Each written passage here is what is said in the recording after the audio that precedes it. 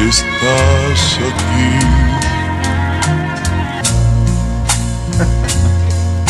So right here I have my MPC Live 2, and I also have my analog heat. And right next to the analog heat, I have a few guitar pedals. I just want to do a quick run through with some external gear or some outboard gear that you could use to process some of your sounds from your MPC through these pieces of outboard gear. One thing I do want to say before I jump any further, I do not want to confuse anybody. You do not need any of this stuff, okay? You could make beats just within your MPC. If you want to step it up a bit and you're ready to do an upgrade, or you could definitely pick up some external pieces of gear and just have fun.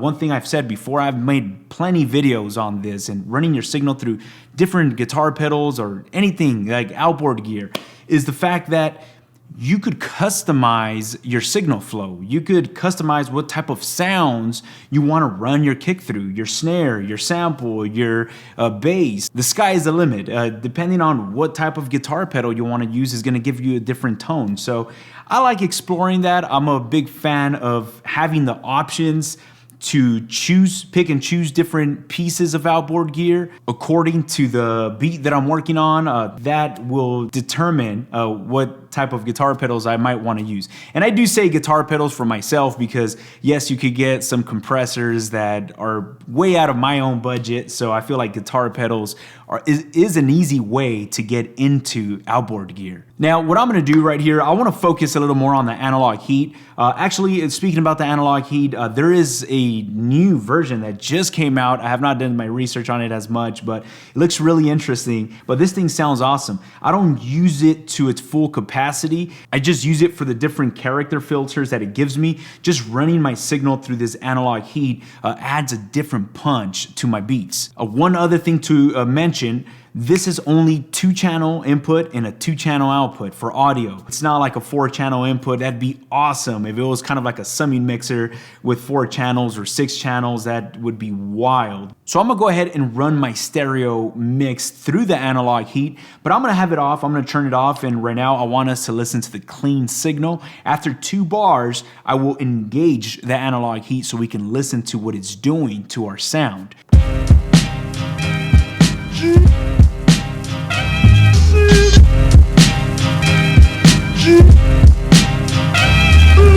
I feel like it is these small little differences that will make the biggest difference in your overall mix. The only 3 main things that I use, it's this character knob right here that you have different types of sound. You got a clean boost, the saturation, enhancement, mid-drive, and as soon as you start going up to any of these other settings with character, it just starts to distort your sound. It could be very pleasing if you're sending a bass through it, but right now, for my overall mixes, I like to just stay right here with saturation, enhancement, and mid-drive. So you can listen to how it's gonna start affecting my overall signal.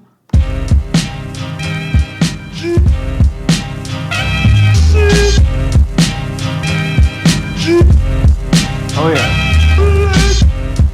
So it's saturating the signal. I'm pushing it pretty hard right now. As soon as I hear my signal crunching up and distorting, I'll knock it back down a bit. That's the saturation setting right there, which is probably one of my favorites. And then I will move over to the equalizer that it actually has a 2-band EQ, which this 2-band EQ is really, really nice.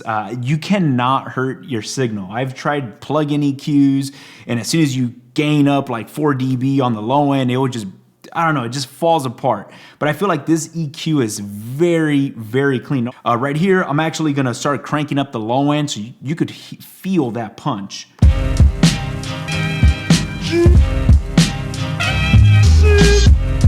Oh yeah. Yeah, I mean, that's pretty heavy. I'm gonna bring it back down. I'm gonna go for my highs. I'm gonna crank up the highs right now. Wow.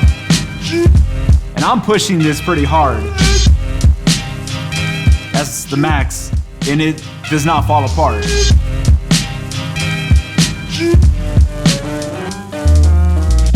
Now, that right there is powerful. Just these two settings alone for me take my sound to a whole different level. You also have this filter. This filter is a frequency filter that sounds really good.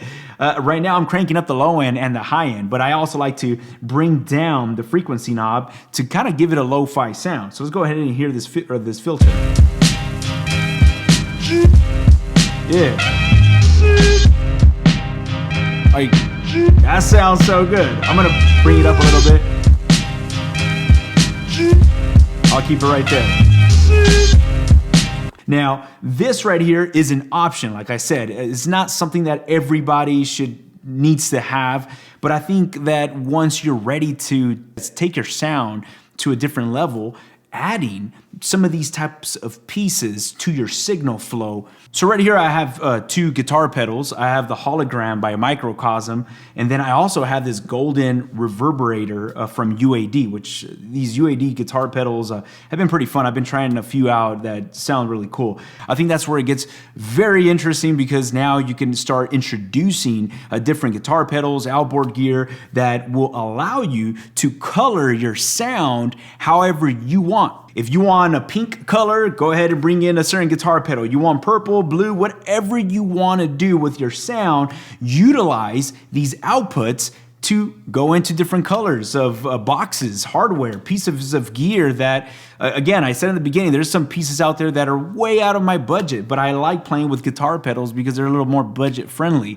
and they add good character to your overall sound. I have a different beat queued up right here. Let's actually listen to the beat first.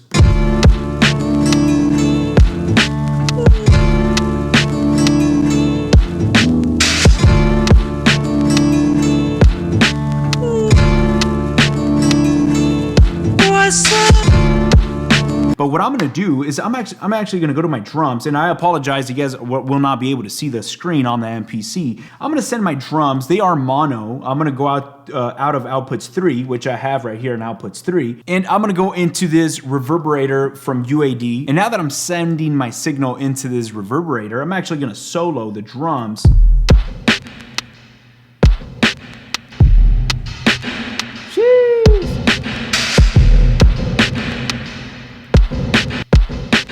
Oh, that's nice.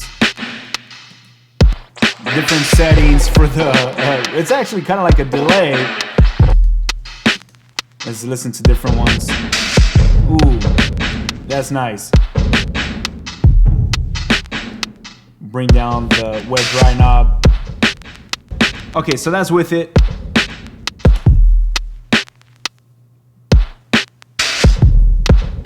Yeah.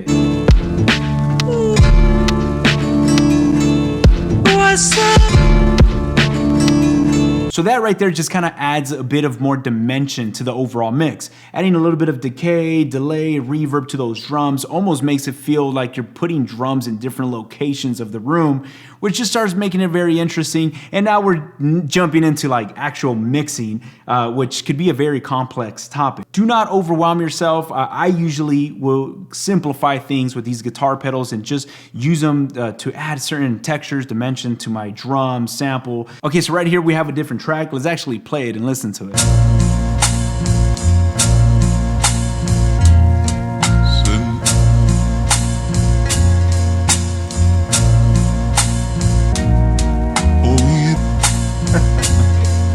Damn, all right.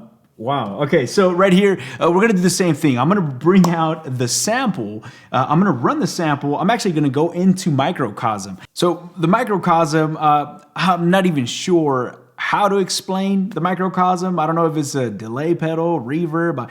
I have no idea. I don't know what it is, but it has a mind of its own that I just run stuff through it, and sometimes it works, sometimes it doesn't, but it comes up with some creative, weird sounds.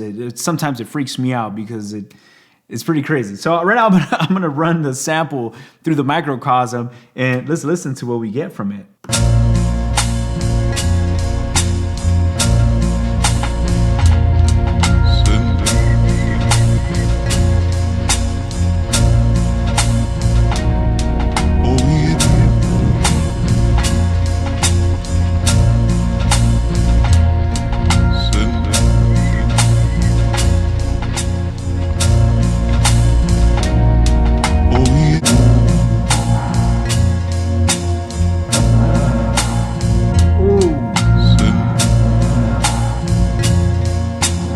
So what I really wanted to get across in this video is if you have any of these newer MPCs, take advantage of these outputs. And if you have, again, the MPC-1, hook up an external interface and take advantage of those outputs. Now, once you're ready to go there, if you just picked up an MPC and you're still figuring out how to use it, just enjoy the MPC, figure out the ins and outs, make some beats on it, use the plugins that it comes with. But once you feel comfortable and you feel like you're ready to incorporate certain sounds to your overall mix, take advantage of these settings of hooking up an external interface, expand your I/O to 8 inputs, 8 outputs. You could really build a studio, or I don't want to say a studio. You could really build almost like your own console with guitar pedals, EQs, compressors, preamps, because again, when you're running your signal through these pieces, they're gonna add certain character to your audio that it may be good, it may be bad. I've picked up some guitar pedals that really just trashed up my sound, and I actually didn't like how that sounded. Now, I know I'm talking about like all these pieces, and it requires a bunch of cables and all that. Now, talking about mixers, I think a really cool mixer that I've been looking into, I might pick it up, I'm not sure, is the Model 12 mixer. It's USB-C class compliant, so you're able to hook it up to your MPC-1, the MPC Live Mark II, and through that mixer, you could actually send some of your sends into different outboard gear. So I'm really considering picking one up. I'm not too sure yet, but I think that's probably going to be the easiest way to start routing your signal. So thank you for hanging out with me till the end of this video. I had a really fun time setting this up for you guys, so I hope you guys enjoyed it. Again, if you guys want to pick up any of these pieces, I do have some links down in the description. Use some of my links. It doesn't cost you anything, but it does help out the channel. So thank you so much for hanging out. If you guys have not already subscribed to my YouTube channel, make sure you guys do so. I'll catch you guys on our next video. Peace.